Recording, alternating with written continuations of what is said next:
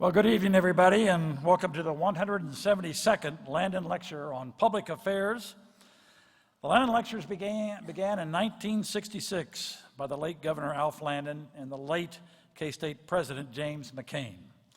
The goal of the Landon Lectures is to bring the most prominent thought leaders to Kansas State University to discuss the pressing issues of the day. We are very pleased today to welcome Mr. Wes Bush to the Landon podium to be our 171st, to join 171 predecessors in bringing their thoughts and opinions on important public issues. Let me first make a few introductions. I would like to introduce Dr. Jackie Hartman, chairperson of the Landon Lecture Series and Chief of Staff in the Office of the President. Jackie, will you raise your hand?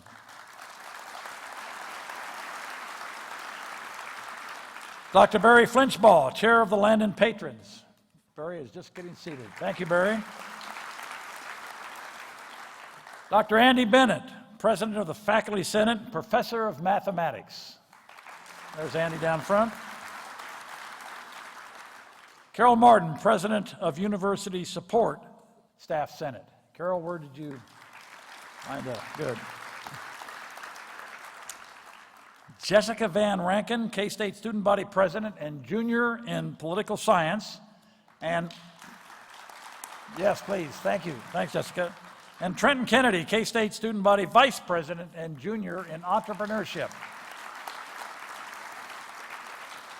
I'd like to introduce the following distinguished guest, a member of the Kansas Board of Regents, Dennis Mullen. And I know Dennis is here somewhere. Good, thank you, Dennis. Dr. Blake Flanders, President and CEO of the Kansas Board of Regents. Thanks, Blake.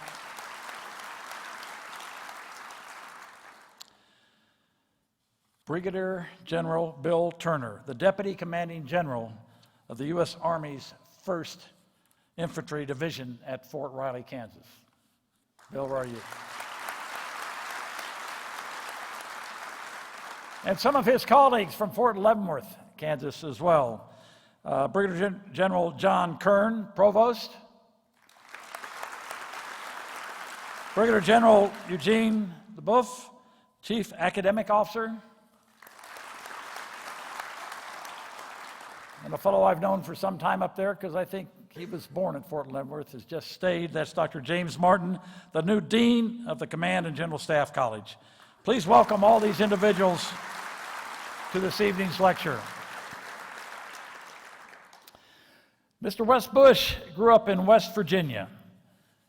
His wife, Natalie, actually attended West Virginia University, so there's a Big 12 tie.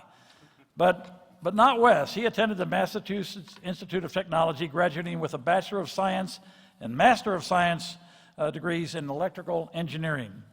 Wes started his career as a systems engineer at TRW in Redondo Beach, California. He served as president and chief executive officer of its British-based aeronautical system. When the company was acquired by Northrop Grumman in 2002, Wes's contract was transferred as well. Wes currently serves as the chairman, chief executive officer, and president of Northrop Grumman Corporation. Northrop Grumman is a leading global security company providing innovative systems, products, and solutions in autonomous systems, cyber, C4ISR, strike, and logistics and modernization to government and commercial customers worldwide. Northrop Grumman's mission is to be at the forefront of technology and innovation, delivering superior capability and maximized cost efficiencies. The security solutions they provide help secure freedoms for our nation as well as those of our allies. Please help me welcome my friend, Wes Bush, to Kansas State University.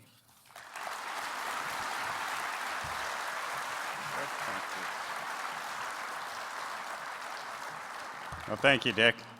You know, I have to start by saying that I have known and admired General Myers for several decades now, and Dick continues to serve as my reference point for that phrase, Great American. So KSU is so fortunate to have his leadership here.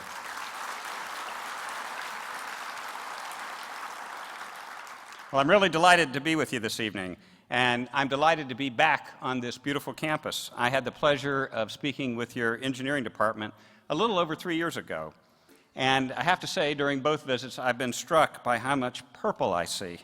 You know, I have 3 kids, and so I've done a lot of touring of universities, and every university, of course, has its own colors, but some places you go, you have to ask what they are. That is not a problem on this campus. The other reason I'm so pleased to be here is because speaking at the Landon Lecture Series is such an honor, and I really appreciate your invitation to speak during this, the 50th year of this series. Now, I'm an engineer by training and by profession, so I have a passion for the positive impact that technology can have on our world. And I'm privileged to work at what I believe is the most innovative and forward-leaning technology company in the aerospace and defense industry, Northrop Grumman. In my career, I've seen incredible technological advances. And I think the record is pretty clear that our nation's defense community has contributed many innovations that have made our lives better beyond the domains of security. It's a long list: telecommunications satellites, global positioning, GPS, the internet, of course, and even advanced medical prosthetics are a few examples.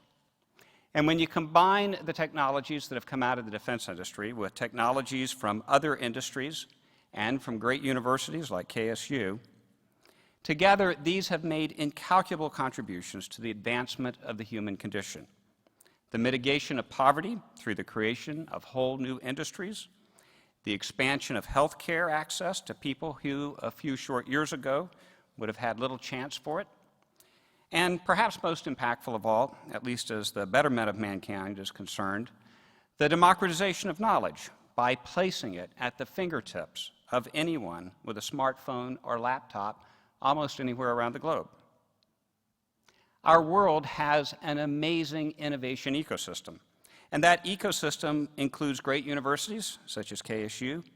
Universities have played an absolutely critical role in the development of all of these technologies, and universities will continue to be a core part of enabling this progress for humankind. These advances are built on a wide variety of technologies and also, and I think this is really important, the integration of these technologies into systems. I think it will surprise none of you that a key thread common to many of these miraculous advances is computing power. We take the yearly increase of computing power almost for granted anymore, and if you're like me, you often wonder what the next great revolution will be that computing power will enable. One direction that we are moving in, a direction that will perhaps, I think, have one of the greatest impacts on our lives and the world since the computer itself, is the advancement of autonomous systems. Now, some call this robotics, but I prefer the term autonomous systems because I think robotics has come to be misunderstood. Many people confuse systems that are remotely controlled with robotics. But true robots are not remotely controlled. Autonomous systems are able to perform their tasks without the ongoing connection to humans. And those tasks are becoming more and more complex, more and more indispensable, and more available to people every year. And I think that's why it's so interesting and why it is so important. Apart from computing power, there have been several other developments that set the stage for this new age of autonomy. I mentioned GPS earlier. That is certainly one of them.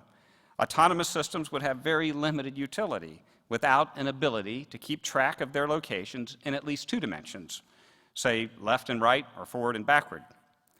In the early days of GPS, its precision was measured in feet, but today it's measured in inches or sometimes even less.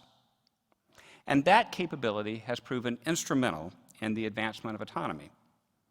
GPS and other precision location technology is largely what will allow these systems to move from the confines of the factory floor out into the real world, affording humans immense new benefit. We can already see it happening. Think of agricultural equipment, such as unmanned agricultural harvesters, or, in the world I work in, pilotless aircraft. Another critical advance is the explosive growth of sensor technologies and, concurrently, the miniaturization of these sensors. Today, there are sensors that will tell you if the pipes in your home are freezing, if your tires are getting too bald, if your farmland is ready for planting, or perhaps if your autonomous system is straying away from its assigned duties. A biosensor that you swallow can send its data to your gastroenterologist monitoring his computer screen from any place in the world. And because they are so small, a sensor for every conceivable function or eventuality can be inexpensively connected into just about any autonomous system. The miniaturization of sensors reflects the miniaturization of electronics in general. In one lifetime, we've moved from vacuum tubes to highly integrated circuit components that are nearly microscopic.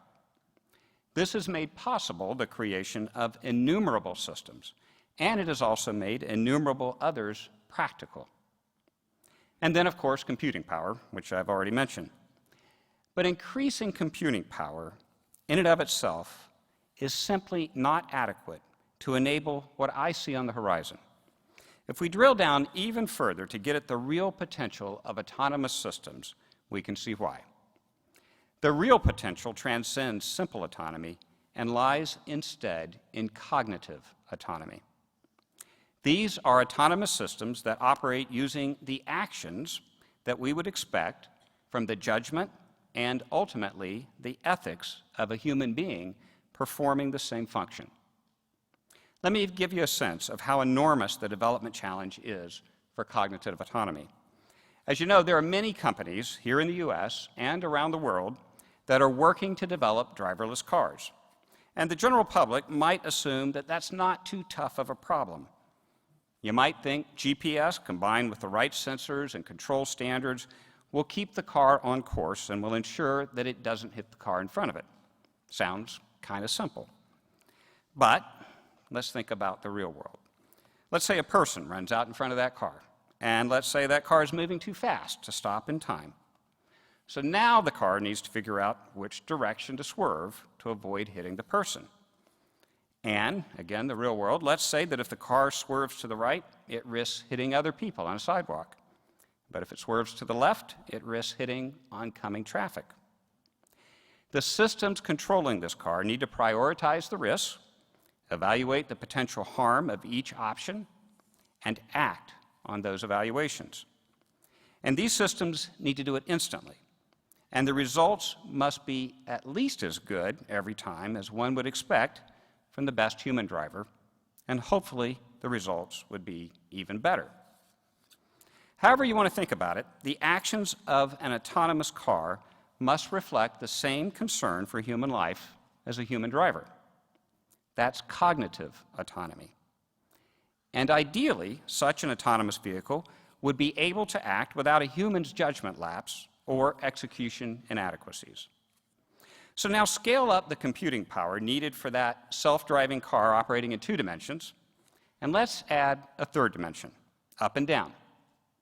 Imagine how much computing power is necessary for the safe operation of a pilotless airliner with several hundred passengers aboard. That's a much bigger problem than can be solved by a GPS receiver and a set of sensors, as critical to the solution as they are. But this is where today's revolution really begins, because it's a much bigger challenge that can be solved by computing power alone. So before I go any further, let me address what I think is a misconception, an understandable one, but a misconception nonetheless.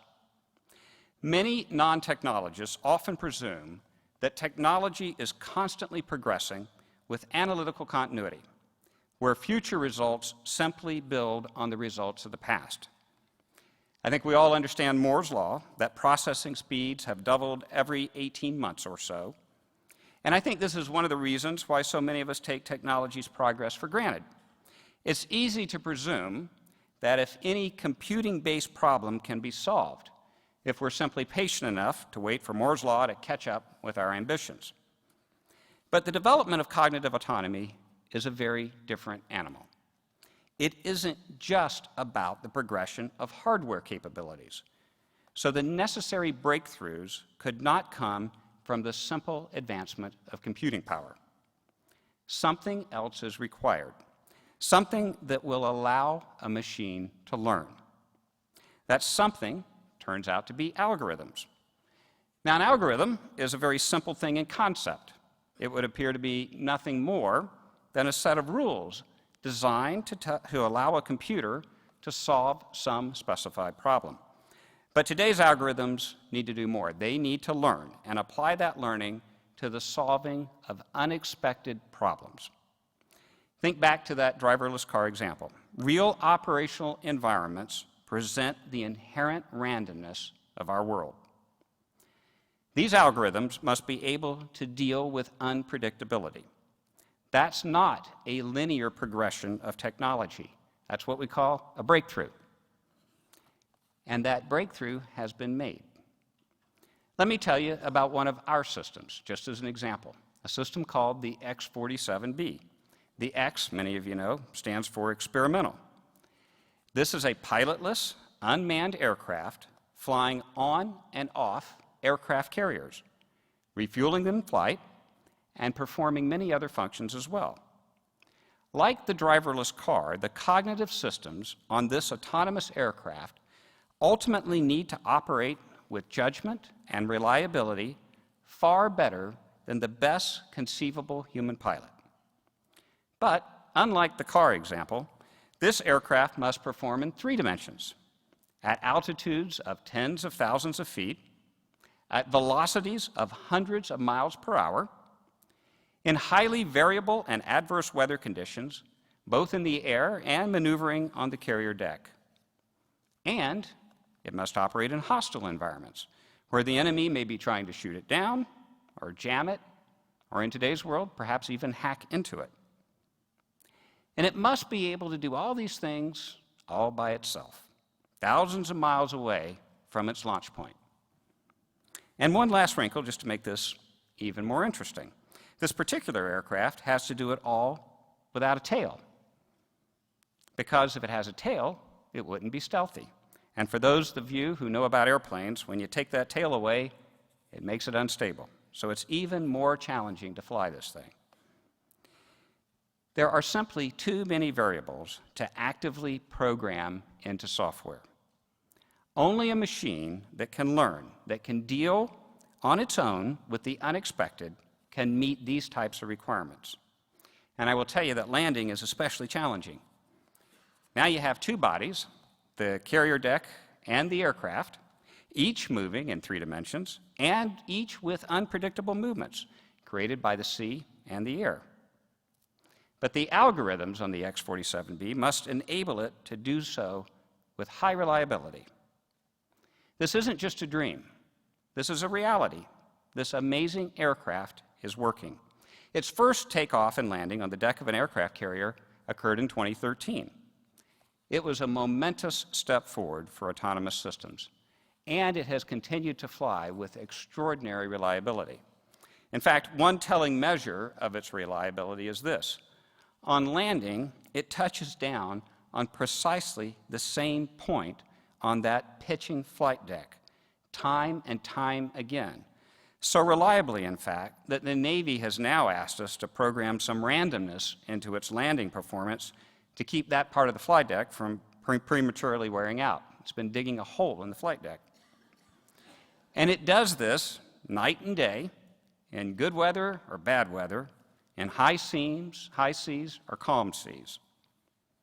Last year, the X-47B managed a successful air-to-air refueling from a manned aircraft. In that achievement, it had to compensate for 3 bodies moving in 3 dimensions: the X-47B itself, the manned refueling aircraft, and the refueling basket at the end of a long, flexible hose, which the X-47's refueling probe had to come up and engage.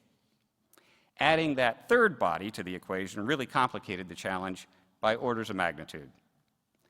The cognitive systems controlling it need to be able to prioritize the importance of the particular mission, which is variable, against the risk to the human beings aboard the manned refueling aircraft. And those systems have to factor in the roughness of the air, the time that the refueling aircraft can spend on station trying to complete the procedure, the threats to the human flight crew from whatever dangers are present, and a whole host of other factors, which are changing from moment to moment, And with each change, the priorities of the other factors are affected in this nonstop domino effect. The challenge was immense, and mere computing power alone was not enough. Only a machine that could learn could do this. Now, defense and national security uses of this technology are very important, and we as a company are focusing a lot of effort on this. But quite frankly, I think those applications are small in scope relative to their potential to improve the human condition. Recall that the first use of rockets was as weapons, and now we use them to explore the solar system and our universe beyond. Autonomous systems, too, have a larger and more impactful future outside of the defense arena than they do inside of it. I think you can get an inkling of the beginnings of this just by looking at what's going on in advanced manufacturing. A couple of things to think of when it comes to the use of this technology in this class of manufacturing. First, the modern factory floor often looks more like a laboratory than the kind of traditional automobile factory that we probably envision. And second, the autonomous systems being used in modern manufacturing are less and less executing repetitive tasks and more collaborating with human workers. Now, they're still assembling large industrial objects like cars and engines, but they are also precise enough to assemble small electronics that could fit on a pinhead. They are more and more becoming cognitive, such that you may see a human worker actually moving the machine's arms through a task sequence to teach it what it needs to do. And then it learns, and then it improves on it. These machines are also getting lighter. One automaker in Europe is using units that weigh less than 70 pounds. That combination of lightweight and cognition affords them such versatility that they can shift from one task to another in different locations on the factory floor. It also reduces their costs and brings great economy to the operation. The 3,000-pound, multi-million-dollar giants bolted to the floor that often is envisioned as a robotic assembly line are becoming fewer and fewer. So what are the implications? Reduced manufacturing and labor costs, lighter and more versatile systems every year. Together, these mean that smaller manufacturers will eventually be able to compete with the traditional giants of industrial manufacturing. This can unleash an ocean of human innovation without the enormous capital investments that keep so many good ideas from ever seeing the light of day. It could also mean the reduced premium on low-cost labor, which some analysts believe could bring many manufacturing jobs back to the U.S. These would be different jobs, high-tech, and leveraging knowledge. These same advantages from manufacturing are spilling over into other areas as well. I mentioned agricultural harvesting earlier. It's becoming more and more automated, reducing farm labor costs and increasing efficiency. Medical automation is another exciting area of advancement, with many man-hours presently being spent on more menial tasks being taken over time by the machines, allowing the human professionals more time doing what they were really trained to do, spending time with patients and focusing on them. The machines can then monitor the patients and notify the doctors and nurses if they need to intervene. And of course, the uses of autonomy in transportation are highly anticipated. These are some of the near-term applications of this technology.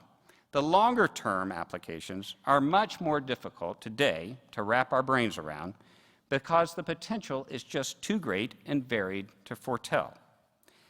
But I can tell you that, for me, the idea of autonomous systems dispatched to Mars to build research bases that are up and running and safely ready to receive human occupants upon their arrival is a little bit more exciting than the prospect of just being able to read my emails and maybe watch TV during my commute to work in the morning. That would be fun too, but there are bigger things I think we can do.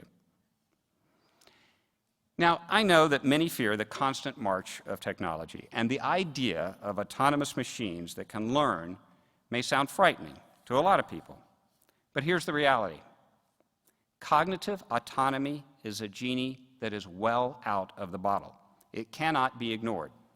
How we choose to embrace, adapt, and manage it will determine much of our future prosperity, our security, knowledge, and human progress.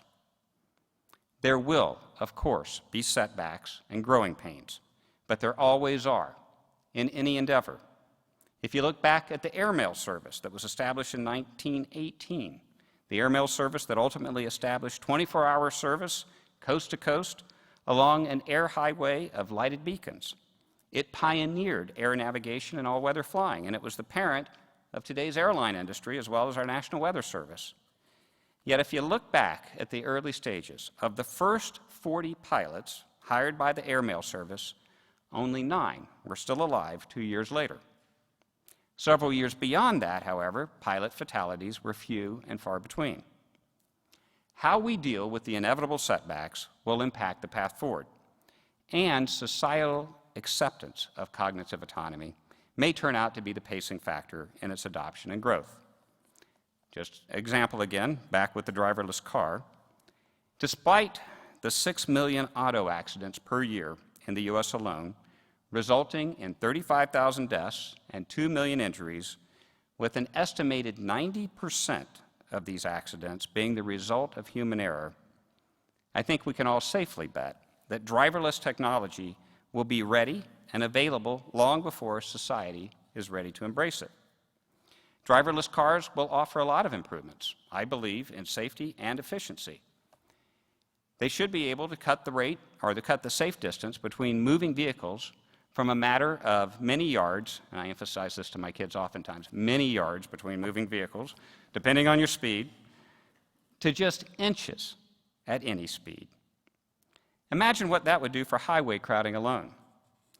But it would also likely require the separation of driverless vehicles from those with drivers, with human drivers perhaps feeling a little bit like second-class citizens, at least initially. The point is that societal acceptance of new technology almost always lags behind its pace of development. And because politics, at least in a democracy, always happens downstream of innovation and culture. Our efforts at legal and policy accommodation is necessary, but I don't think it's sufficient if this technology is to realize its potential. And frankly, this is not all bad, although we need to ensure that we don't impair our progress relative to that of other innovative nations.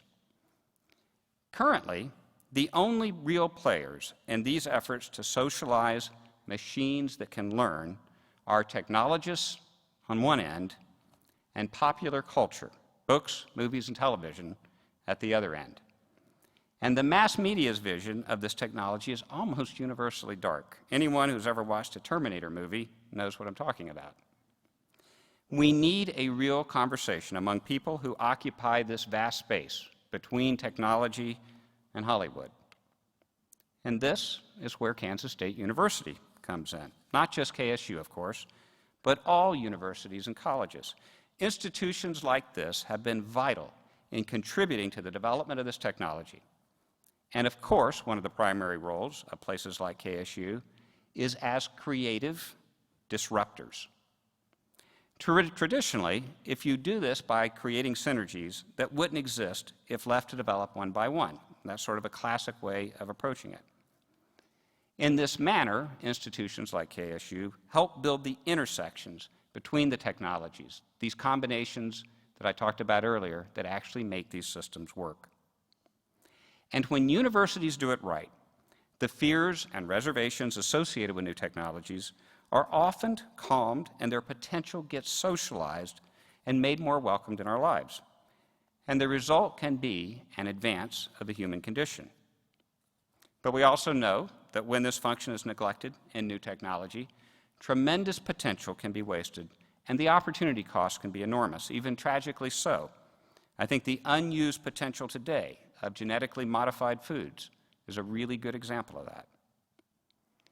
In my view, what is needed is for the void between technologists and popular culture to be filled with other voices: social scientists, historians, legal scholars, ethicists, botanists, agriculturalists, economists, theologians, medical specialists, astronomers, citizens, and anyone else who has something thoughtful to offer on this challenge that we faced. Questions need to be debated. What should these machines be allowed to do or not do? What restrictions or parameters should be engineered into them? How do we know that they are engineered right? There are a host of other questions, and we need a lot of good thinking. We need papers and articles to be published to provoke the thinking. We need forums to be conducted, and thoughtful leadership, including at the political level, needs to be engaged. But like it or not, this genie is not going back into the bottle. I'm not worried about that as long as we recognize the risks inherent in any new technology and we proactively manage them rather than simply trying to ignore or avoid them.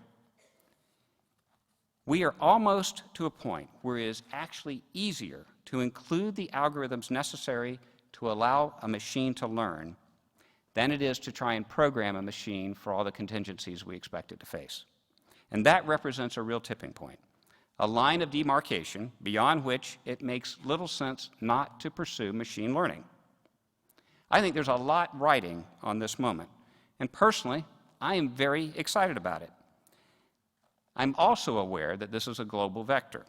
The U.S. does not have a lock on this technology. How we choose to manage the adoption of cognitive autonomy will impact our global standing for generations to come. To my mind, this is a logical follow-on to the information revolution, which has made almost infinite amounts of knowledge available to virtually everyone in any language, and which has spawned uncountable dreams, visions, and ideas. But nothing of practical use to mankind was ever made fully real by just an idea. It's only created by actions taken. And of course, those actions might have been inspired by a great idea, but it was the actions themselves that affected the outcome. Yes, this technology stands to enable enormous progress, like the exploration of our universe. But it also stands to allow people to take the knowledge afforded to them by the information age, with all the dreams, visions, and aspirations it inspires, and translate it into the actions necessary to benefit all of us. I think it's hard to imagine something more exciting than that. And speaking here at KSU, at an institution with so many thoughtful people, I can't wait to see the role that you and other universities will play in having us realize this great potential. Thanks for having me here to speak this evening.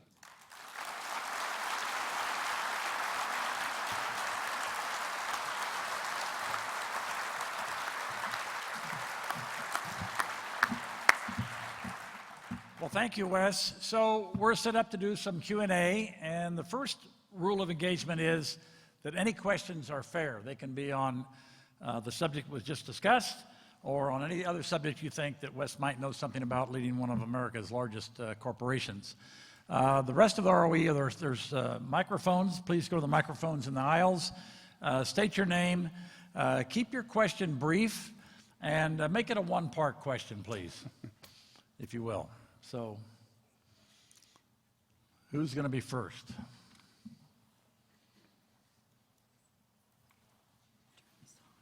Over here on the left side as you see it. All right, can you hear me?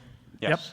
Yep. Okay, my name's Danny. How important are animals in leading this endeavor? I'm thinking of ants and just being able to come up with cognitive autonomy. Yeah, it's a great question, and you've got your finger on something that's critically important. We clearly have a lot to learn from nature and the way that natural systems work together and animals work together. And your example of ants is a fabulous one. We still don't really understand how it is they work together so well to get done what they do. And when we think about learning machines, one of the fundamental opportunities is to have the machines work together collectively to fulfill a task in a very efficient manner. So there is a whole emerging field in this area that is the connection between cognitive autonomy and what biologists are learning and other fields that are bringing this together. I think this is one of the greatest examples of the benefits that can be achieved through cross-discipline intersection and engagement. And if anyone thinks this is just about engineering, they've missed the point. This is a bigger problem, a bigger set of opportunities. I also think that the application of the knowledge from biology will help with some of these other issues that I addressed, some of the issues around ethics, some of the issues around how we actually know that when we've created the systems that we can control them. And I really invite that type of thinking and that type of engagement across the disciplines to engage in what is a very rapidly emerging field, a field where a lot of progress is being made, and it really needs these other intersections. So thank you. Wes, there's a question on the left-hand side over here. Hello, sir. I'd like to redirect you to one of Northrop's other programs. If we look at recent major Pentagon procurements, we see cost overruns and scheduling delays. What specifically is Northrop Grumman doing to ensure B-21 doesn't meet the same fate as F-35? Yeah, I love that question. And you are right. There have been far too many cost overruns throughout the defense environment over the last several decades, and we can all recount numerous of those. And I have to give a lot of credit to the seniors in the Department of Defense today, because they've taken that issue on very, very seriously and have implemented a whole variety of new initiatives in the acquisition approach to help minimize those types of problems. I can't speak directly to B-21 because of the classified nature of that program, but let me speak in general because I think it is indicative of what is happening. First, the maturation of technologies well in advance of an acquisition is a core part of the reforms that are in place today. And I really applaud that because I think it is so much better for any of us, whether we're from the industry side or from the government side, to start a program when we know that the technologies actually work. There will always be a few areas where that may not be the rule, but I think for the vast number of procurements, that's the right rule. The second part of it goes to the way that the programs themselves are managed. And there's basically three ways programs get into trouble. One, the company doesn't perform very well. Two, the customer can't make up its mind and continues to change its requirements. And three, funding instability that results from annual variations in the budgets that are passed by Congress. Those are the three real drivers of acquisition failures. And to the credit of the department, they have worked really hard to lock down on the requirements process so that programs getting launched today have a firm set of requirements, and it takes a much more senior level of person in the Department of Defense, either military or civilian side, to make a decision to change something, because when you change something, it ripples through the entire program. So I give a lot of credit to that, and I'm seeing that happen across the board on a number of acquisitions where the requirements decisions are actually holding years into the development process. Now, clearly we have a role from a performance perspective, and one of the disciplines that has been brought into program management across the defense industry over the last, I would say, 5 to 6 years in a much more aggressive manner than it had been historically is the whole discipline of risk management. And for those of you that are perhaps studying in the business school, I would encourage you to take a little bit of coursework in risk management. But for those of you in engineering who have any desire to get into project management, I would encourage you to get smart on risk management. It has really helped get ahead of the problems and address those issues in front. Now, I wish I could say that that third issue had been solved around funding instability. I think it will continue to plague us for a while, but it's something that the seniors in Congress, both the Senate and the House, and on both sides of the aisle, have taken seriously and are trying to address in some of the more recent legislation. But I actually think that's one of the harder parts of the problem to solve, because defense budgets appropriately have to fit into the overall national budgeting process, and the nation's priorities do change from year to year, and Congress has to deal with that, as does the President, the rest of the administration. So there are a number of variables. I think they are increasingly not only understood, but there's a strong determination to help control them so that we can get better outcomes in the programmatics. Wes, to your left again over there. Yes. Thank you for coming today. I wanted to ask, have you figured out, in terms of autonomous systems, especially with like the X-47B, you kind of have to have, it's a lot of front loading to make sure, like you can't have it crash 40,000 times, you know, Exactly. for it to learn not to crash, right? Have you figured out a better way to do that, or are you still in the same boat that kind of Google and everybody else is in terms of front loading that? It's a really important question, and how you actually test these systems is one of the toughest problems. Not only how you do some of the initial testing to make sure it doesn't crash, And thank goodness, the first time we landed on the deck of the aircraft carrier, I was a little bit concerned because normally you'd think the first time you landed a completely unmanned system on the deck of an aircraft carrier that they would have taken all the other aircraft on the deck and put them way down below hold, that you'd expect them to clear the deck of all the people and everyone to kind of hide to see how this worked out. And that's not what the Navy did. The Navy developed so much confidence in the early testing, they left all the other aircraft on the deck. And we had some very senior officials standing on the deck of the aircraft carrier when that thing landed for the very first time. So yes, we've made a lot of progress in gaining the confidence that the systems will do what I would call the nominal operations effectively. What's much more difficult is to do the testing with a machine that learns, because you have to figure out how to explore the fullness of its learning potential and understand how it may behave. And that is a strong area of research, one that, again, I encourage universities like KSU, if there are those who are interested in that part of the field, to engage on it, because there's a lot of opportunity for exploration and improvement in that regard. Wes, let's go over to the Yes. right here. Hi, thanks for coming today. Talking about the portrayal of machine intelligence and autonomy in popular culture, what distorted perceptions and misconceptions do you see? Or which ones stand out to you? Yeah, I think it is sort of a natural human reaction to new things of this magnitude to have some fear. And it's easy to play on that fear to create something that can be a hit movie or whatever it is. And fine, that's great. That's what pop culture often does, is it taps into some basic human instincts to create things. And I think that's perfectly fine, but it needs to be balanced out. It needs to be balanced out in a way that doesn't undermine our ability to actually leverage the potential. So, describing all learning machines as killing machines is missing the point. Yes, there is a part of this technology that can be used in that manner. Hopefully, together, we will develop ways to make sure we really contain that and understand it and mitigate it. But this class of technology can be used for the human good in so many ways that aren't even captured today in the public imagination. And I credit, or actually say that the technologists ourselves, all of us who are involved in this technology, aren't doing a good enough job of painting the more positive side of the picture so that there is the motivation to encourage the continued development of the technology. It's a classic case. We've seen it time and again with the introduction of new classes of capability where the fear instinct can overcome the ability of the human mind to really conceptualize the positives, and then, most importantly, to enable all of the different thinking that needs to come together to actually manage it in a constructive manner.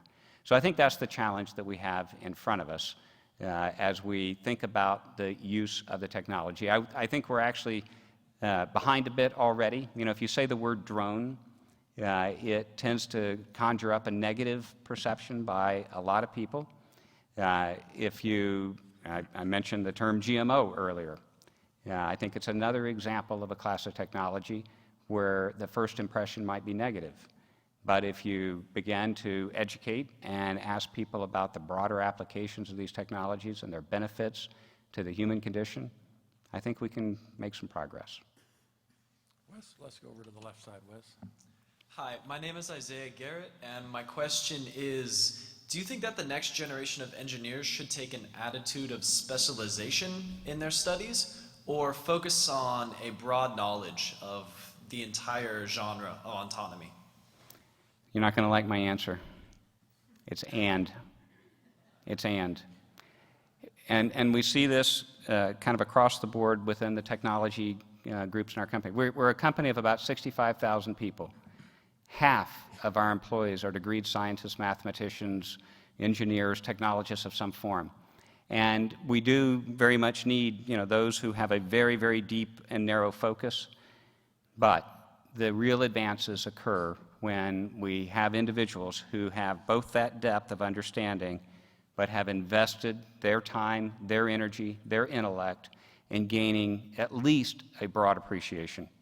It's hard for any one human to have depth in everything, but having that broad appreciation of what the other disciplines bring and being able to interact in a constructive manner and an inviting manner with the other disciplines is absolutely critical. I'll give you a good example, cybersecurity. For years, we were all focused on, okay, how do we get the very best computer scientists and get them trained up in cyber and use that deep specialty to deal with network security. Today, those who are most effective in cybersecurity have that great understanding of how networks operate and vulnerabilities, but they also understand psychology, criminology, lots of other disciplines that go into really being effective at dealing with this global issue. And it's the same thing with autonomy, with cognitive autonomy. There's clearly a need for a lot of depth, but those who will have the biggest impact add to that a breadth of understanding and an outreach to the other disciplines. Bryce, I think we have one over here on the right. Good evening, my name is Jessica. I have a question in regards to what strides is your company taking to avoid your technology to be hacked by those who may use it to do it those for unmoral goals, if I may say. Yeah, it's a really good question, and one of the most important aspects of cognitive autonomy is control, not only of what the machine will do itself, but what others might attempt to do to the machine.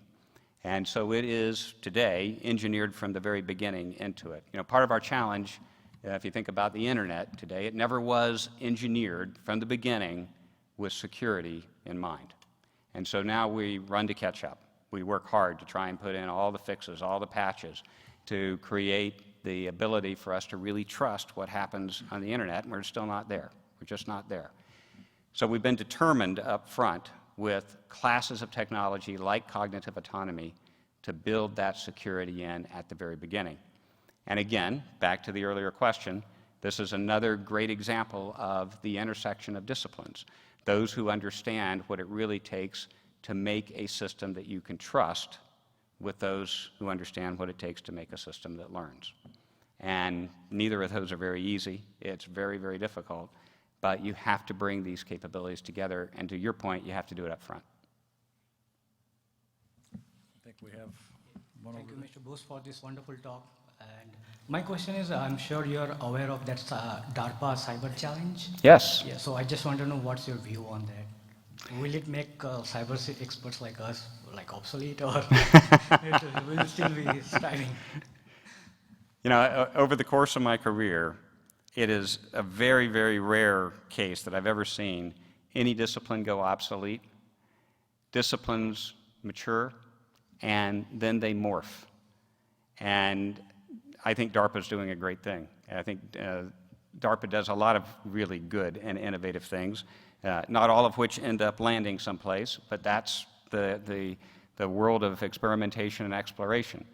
And in the world of cyber, I see the same thing happening. What we're going to do, hopefully over time, is to rethink how we're handling security from a cyber perspective, rethink the architecture of our networks from the beginning, and then, as we begin to realize that, all of those individuals who have helped develop and understand this, they will be the ones who take it to the next level. So I see a long, long future in front of that particular discipline, and I think it's a really exciting place to be. And I think we may have time for both of them, but please, here on the right. Hi, sir. I just wanted to see if you had any comments on the gap between electronic warfare capabilities of the Russians versus how they play into your drones and possibly of future conflicts in that area. Yeah, it's another example of kind of the real world around us. For years it was a natural thing and probably a fairly accurate thing for Americans to assume that we were at the forefront of just about every class of technology. That is no longer the case. I don't like saying that. It doesn't feel very good. But it is no longer the case. That's the world we live in. And when it comes to defense technologies, the rapid advancement of technological understanding of other countries is something that we have to be very, very aware of and factor that into the way we develop our systems and, quite frankly, back to one of my earlier comments, into the way that we budget for these things. Because in just about every one of these areas, the threat continues to shape and shift very, very quickly, and we have to be more agile, but we also have to be adequately facilitized to go after it and be effective at it. So I won't make any specific comments about any particular nation, but I would simply say that the very robust advancement of technology around the globe is posing some challenging issues for the defense community today, and I think is going to continue for some time. And the last question, please, here on the right. Hi, I'm Alex May, and I want to ask a question about a device called a Neurolace. I'm not sure if you're familiar with it, but several people such as Elon Musk have talked about it. Yes. It is a wireless brain-computer device that allows your neurons to move with your thoughts, and they inject it with a needle in a very, very thin mesh into your brain. So I just wanted to know maybe what your thoughts on that are, and maybe if you see any viability in that. Yeah, I think it is, and I'm vaguely familiar with the technology, but I think it is another example of how we need to come together to make some decisions on both the technologies themselves and the ethics and the utilization of many of the capabilities.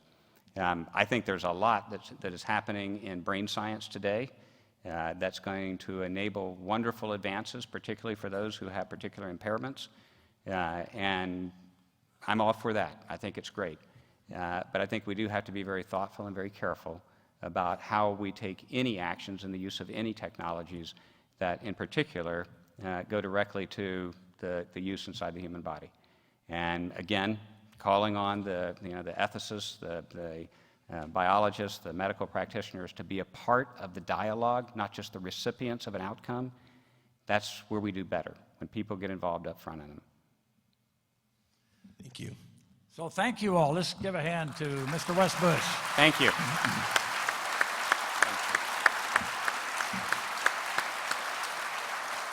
So I think Alf Landon would be, and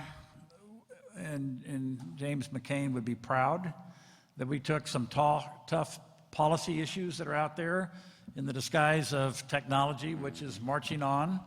And so I think you covered the policy piece very, very well. And you also gave us, I think, a charge here at Kansas State University, because a lot of this, when we have a lot of different disciplines represented here, and the way we make progress is when we start putting them together, finding those intersections where we can make real progress. So thank you for that charge as well, Wes. Thanks again. Thank you.